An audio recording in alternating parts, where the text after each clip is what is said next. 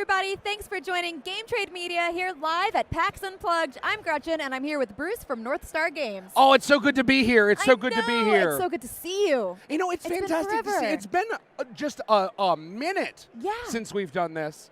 How's your PAX been? PAX has been good. PAX has been great. It's been like game after game after game after game, and I think that that's the only way to have a PAX Unplugged. I would argue there are probably other ways to have a PAX Unplugged, but that is probably one of them. That's my experience. I understand. You know, having done it before, I get it. And you're like, boy, it sure is game after game after game after game. Also, you don't notice this because you're at home and you're thinking, they are so well lit. I can see them, but it creates this wall of light that I don't know. It is gorgeous, but it is, my goodness, it is bright. Yeah. So I'm taken aback. You must have a superpower where you're able to deal with the bright lights like this. Because I have to tell you, folks, it's not easy. Remember that as you've been watching her all day. As you watch, now we can see. No. Did you, it looked like all of a sudden that we were about to send out a video where one of us was kidnapped. That's not what you want. That's not the kind of lighting you want here. Oh, man. Yeah.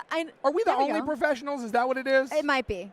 Oh. I just accept that with the lights, I will be blind, except for the games in front of me. And you know what? And that's fantastic. And that's where it's like your a horse, superpower like a workhorse with the blinders. Yeah. That's what they do. Yeah. I can't see anyone else. No distractions. Just me in this game. And the game. That's well, you know what? Then let's do this. Since I love a transition. I love nothing more on earth than a segue. Let's jump in and start talking about the game. Let's do it.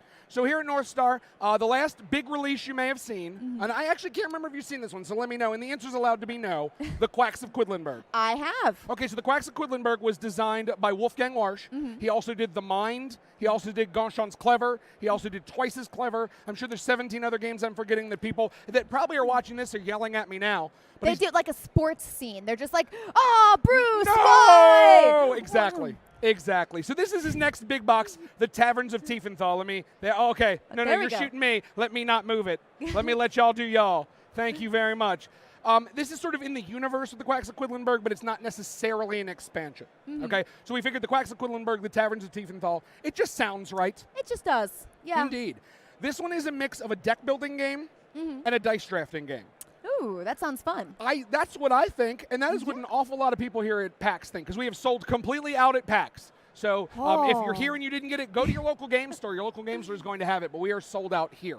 What I like to say is it's both types of deck building, and by that I mean it is like Ascension, where you have kind of the row of cards and you add new cards in. Yep. It is also like Dominion, where you have your set stacks of cards. So we're just going to take a look here. Let's just do, how are your nails looking? Mine are not looking good. You know what? Okay. You know what, then I'll hand model. So if you take a look, you have up here, these are things that you buy in money, and you're going to add them to your bar to make your bar better. It's people you hire and things that you add to your bar. Down here at the bottom, if we can we come down to the bottom? There we go. These are people you buy in beer, and they are people that are going to come to your bar to eat and drink. They're going to spend money. You use that money to buy the stuff at the top so that you can make beer, so that you can buy the people at the bottom, so they'll come to your bar, so they'll spend money. And just so you go. And again. The double Dutch. And you're just going and going. Exactly. Until you have the best tavern, or what are you? What you're trying to get is the most popular tavern. Ooh. I know. So if you take a look at the people, there are actually little scores there. There's also a very special person we can bring here. This is what's called a noble. A noble is worth 10 points. In this game, it represents nobility. In the world we live in right now, this is sort of like Drake or Ariana Grande. And I could definitely see them rocking that outfit. Like you see this and you think that's a clear Ariana Grande outfit. It is. Or, Rihanna. I feel like Rihanna would just Rihanna would, and I hope that this isn't offensive to our viewers, wear the hell out of that. I feel that in my heart and soul. Exactly. So what you're going to find with them is they all sit together. They don't pay a lot of money, but they're worth a lot of points, a lot of prestige, because you want Drake and Rihanna at your bar. Definitely. They're nobles here, but I like to pull it to modern day because I want to make sure the kids understand what we're doing. Because I want to pull it to now. So basically the game works like this. You have a deck of cards. You have tables at your bar. If you take a look right there, you have tables. Okay. They're empty. They are empty. You're going to fill them up. So, hey, I have an old lady there and another person there. And another person here. What I'm going to do is this: I'm going to cheat a little bit. At our bar. I know. I know. We're trying to fix it. And I'm going to add one of those there. You can pull more cards out. They're going to give you things like additional tables. They're going to give you servers who are able to help you get more dice and all kinds of other things. Yeah. Once you do this and your tables are filled, that's the end of this part of the deck building game. You're then going to go into a dice draft. So you roll dice, you pick dice, you place dice, you're going to take dice, and then you're going to have dice. You're going to use those dice to activate things that are on the board. Normally, you can't change the face of the dice unless you use one special power. I'm going to change them as I need to make this demonstration work. I won't judge you. You know what? I appreciate that, and that's what I was working on, was to make sure that when I started to cheat, that you didn't judge me. No, never. Thank you. So you would say, hey, I'm going to place this one here. This essentially says, give me a 1-pip die. I'm going to give you $1. So you say, okay, I'll do that. Over here it says, if you give me a 1 or a 6, I'll give you a beer. You say, okay, cool. I'll take a beer. I have a 3 here. This is a question mark, so it means any die, and I'm going to give you a beer. Sure, I'll take a beer there. Yeah. Over here it says, give me any die, I'll give you $1. Sure. So you're going to place dice to get beers, to get money, and to possibly do things like if you can give the monk a 5, he will help you over here in the monastery where they make the beer, and he will give you, as I like to call it in the game, cash and prizes. Very well. Indeed. So you're going to do that. You're going to trigger all of your powers after your dice draft. So everybody rolls, picks a die, passes, picks another die, and it goes around. You're then going to trigger all of your powers. You're then going to be able to buy people from down here in the market that will change. So if, for instance, you got 3 beers and you pull him out to add to your deck, all cards that you're going to add to your deck go right to the top of the deck. So you're going to bam, right there to the top of the deck, and a new card comes out. Anything you're going to buy up here to add, so let's say I have $2, I'm going to buy one of these bar backs, going to help me out. I throw it right on the top of the deck. When I'm done the turn, all of the cards that are out here go away, all the dice go away, we clear everything, and we start all over again. So these go into the discard pile, and then we're going to start flipping cards out, starting with what we bought last turn. Ooh. So what you buy is a strategic decision to go to the top of your deck. Huh. Yep. That's really cool. Isn't it? So let me show you another really cool thing. So this is your little bar. Oh, I and think each I remember person has one of this. these. Yep. Yes. So right here we have the puppy dog. Oh. The puppy dog's hanging out. He's like, hey, what's going on? If you look above him, there's a cost of $12. If you pay $12, he goes, okay, I'll leave. And you now have a server there that's taking the place where the puppy dog was because he's got to go do something else because she's going to stand there. Your board can end up helping your bar be better. Exactly. What that means is you get an extra die every turn. So you have a die in your color, you're now going to get to roll an extra die that's just yours absolutely every time. Up here, you say, hey, I have 3 tables, but if I spend 15, I can pick this up, flip it over, and I now have 4 tables. You have 4. So literally, you're going to watch your bar get better as you play through the game. So not only are you interacting with all your friends, having a good time, Yep. playing the game, the board itself is interactive. Yes, you are actually watching your bar get better as the game goes on. The game lasts 8 turns. At the end of 8 turns, the most points wins. Once again, points are in that top corner. Anytime you upgrade the bar, one of the nobles is going to come to your bar because they've heard your bar's more happening. Well, awesome. So they're going to roll up.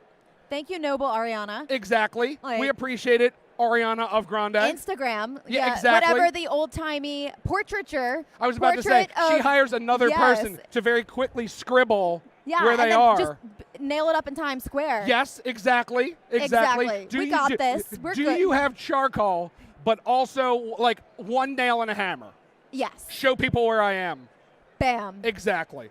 Once again, if any of those cards come out, those 10-point cards, they're all going to sit at the same table together, so they don't eat your tables up. In the storylines, because they don't really want to sit with anybody else. In here, it's to make sure it does not eat up opportunities that your tables make for you. How many people can play? This is a 2 to 4 player game. Plays in about 45 to 60 minutes. As you've noticed, most of the stuff you all do at the same time, so it's pretty quick. There isn't a lot of time waiting for other people to take turns. Most things are simultaneous. The only thing that isn't is the dice draft. You take a die so people can see what you took, but that doesn't take very long. No. So yeah, in about 45 to 60 minutes, even if you're just learning, you can play in roughly 60 minutes. Wow. Yeah, I know, That's right? Awesome. It is super cool. It is a lot of fun. If you liked Quacks of Quedlinburg, and who didn't? If you didn't, I don't know what we can even talk about. But this is a little bit crunchier. They're not allowed in your bar. I mean, certainly not in my bar. Maybe in my house, though, because we bring everyone to our table. But if you don't like Quacks of Quedlinburg, I'm really not sure. This one's a little bit crunchier, a little bit heavier. Not a lot. So if your problem with Quacks of Quedlinburg was, oh, it's too lucky. I don't know why you play a game that's so lucky. I want to mitigate all my luck as much as I can. Okay, this one still gives you some luck, so you still have that little bit of luck of the draw, but a lot more things you can do to control what the dice are doing. So you control the dice a lot more than the dice control you. That's so cool. That's Isn't awesome. Isn't it? Yeah. Well, I think my one last question for you is if Fire away. people want to know more, Yes. where can they go? Oh, I'm so glad you asked. That's such a natural bit of conversation that would come up, and I thank you for doing it. All the time. That's how I like to end all of my conversations with all of my good friends. Where can I follow you on social media? Where can I follow you on social media? You can find us at NorthStarGames.com and on social media at NorthStar Games. Absolutely every social media. I think we're on TikTok technically, but we're not like deep on TikTok. No, you are now. We might just committed to a lot of TikTok. Yeah, you just committed to a lot of TikTok. Yeah, I mean, like, I guess, like, I'm ready to, like... You got to do it. Do, like, the weird dance and then, like, roll a die to the end of the table and just, like, film it and then film it going off the table. You got to come up with your own memes now. Oh. You know, we're prepared for that. Also, shockingly enough, our Instagram is a lot of board game-related memes. So if you're looking for that hot, sweet meme content... Make sure you come to NorthStar Games on Instagram. We've got you there, fam. I promise you. Well, thank you so much for joining us. Thank you for sharing your memes. Now I got to go check them out. Yes, you do. And thank you so much for taking the time. You're like, I realize game after game after game. It's wonderful. I love it. You love it. I love it. But, you know, it can be a little much, and I thank you because I think I'm the end of your run of games, and I thank you for taking the time to do this with me. Thank you so much for dropping by, and we'll see you at your friendly local game store. I will.